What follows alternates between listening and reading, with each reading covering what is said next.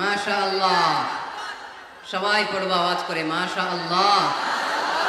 আল্লাহ তুমি আমাদের ইখলাস বাড়িয়ে দাও, কোরআনের প্রতি মহব্বত বাড়িয়ে দাও, নবীর ভালোবাসা অন্তরে বাড়িয়ে দাও।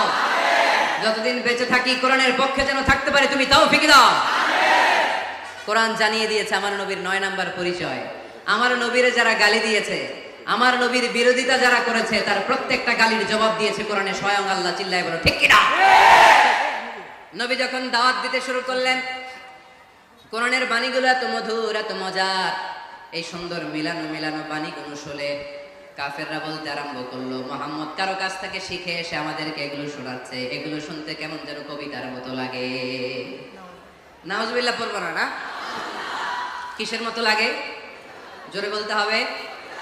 কাফেররা আপত্তি তুললো, মুহাম্মদ তুমি যেটা শোনাও আমাদের তো মনে হয় এটা কবিতা। আমাদের কি মনে হয়? সাথে